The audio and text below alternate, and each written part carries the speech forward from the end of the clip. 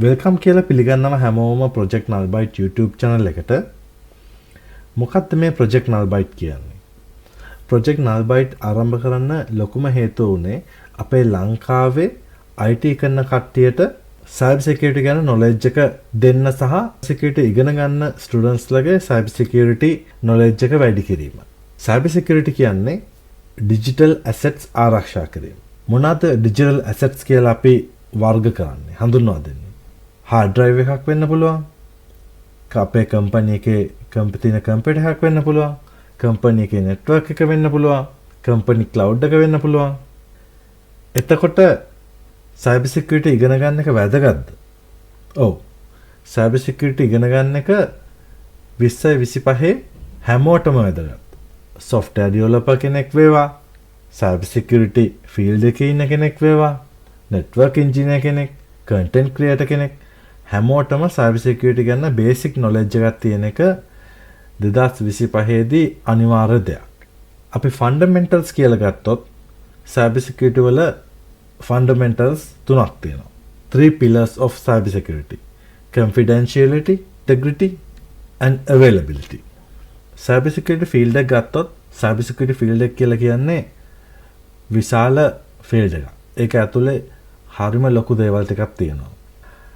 මොනවාද අපිට cyber security space එක ඇතුලේ කරන්න පුළුවන් දේවල්? මම මේ list කරලා තියෙන්නේ හරිම පොඩ්ඩක් විතරයි. මීට වඩා විශාල roles ගානක් cyber security field එක ඇතුලේ තියෙනවා. පළවෙනි එක තමයි penetration tester. නැත්නම් pen tester. නැත්නම් ethical hacker. මොකද්ද ethical hacker කෙනෙක්ගේ කාර්යභාරය? ethical hacker කෙනෙක් කරන්නේ එයාලගේ organization එකේ තියෙන software එක නැත්නම් website එක නැත්නම් network එක ethical විදිහට hack කරලා vulnerabilities අඳුරගෙන ඒවා report කරන එක. එතකොට ඒ දේවල් කරන software engineer කෙනෙක් වෙන්න පුළුවන්, නැත්නම් network engineer කෙනෙක් වෙන්න පුළුවන්, කවුරු හරි නැත්නම් architect කෙනෙක් වෙන්න පුළුවන්. ඒගොල්ලන්ට පුළුවන් ඒ vulnerabilities fix කරන්න. SOC analyst නැත්නම් security operations center analyst 24/7 monitor කරනවා logs නැත්නම් network එක නැත්නම් SIEM analyst. malware analyst කෙනෙක්ගේ role එක තමයි worms, viruses, trojan horses and artifacts කියලා කියන්නේ hacker කෙනෙක් system එකට ඇතුළු වුණා කියලා හිතන්නකො. ඇතුළු වුණාට පස්සේ ඒගොල්ලන්ට privilege escalation වෙන්න පුළුවන්, data exfiltration වෙන්න පුළුවන්, නැත්නම් තාමක ඒගොල්ලන්ට කරගන්න ඕන වැඩක් වෙන්න පුළුවන්, නැත්නම් lateral movement වෙන්න පුළුවන්. ඒවට ඒගොල්ලෝ scripts use කරනවා. අපේ system එකේ ඒගොල්ලොන්ගේ C2 server එකෙන් download කරපු artifacts තියෙනවා. ඒ artifacts analyze කරලා මොකක්ද ඒ වලින් කරන්නේ? ඒවට මොනවාද ආයෙත් ඒ වගේ attack එකක් આવොත් මොනවාද යොදන්න පුළුවන් පිළියම් කියලා හොයලා බලන එක තමයි malware analyst කෙනෙක් කරන්නේ. security engineer, security architect වගේ roles වලින් කරන්නේ system එකේ configurations නැත්නම් cloud configurations, cloud roles, IAM roles කියලා කියන්නේ ඒවට. ඒවා කොහොමද grant කරන්නේ? කොහොමද අවශ්‍ය කෙනාට grant කරලා ඉවරලා අනවශ්‍ය කෙනාගෙන් ඒවා අයින් කරන්න කියලා design කරන්නේ සහ implement කරන්නේ security engineers සහ security architects. ඒ වගේම තමයි governance and risk compliance analyst ලා company එකට අත්‍යවශ්‍යම කොට්ටාශය. මොකද ඒගොල්ලෝ තමයි company එක best practices follow කරනවද? government regulations follow කරනවද කියලා හොයලා බලන්න. නැත්නම් company එක හරි මාර්ගයට ගන්නේ ඒගොල්ලෝ තමයි.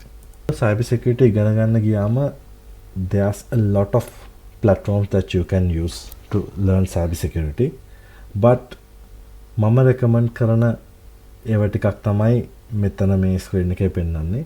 ඔයාලා beginners ලා නම් මම recommend කරන්නේ try hack me එක සහ simply cyber academy එක. මොකද මේකේ තියෙන courses beginner friendly ඉඳලා expert දක්වා යනවා. ඔයගොල්ලන්ට පුළුවන් free account එකක් හදාගෙන try කරලා බලන්න.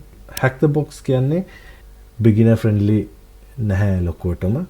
ඒගොල්ලන්ගේ learning paths තියෙනවා, but it cost some amount of money, but ඔගොල්ලෝ කැමති නම් ඔයගොල්ලෝ try කරලා බලන්න පුළුවන්.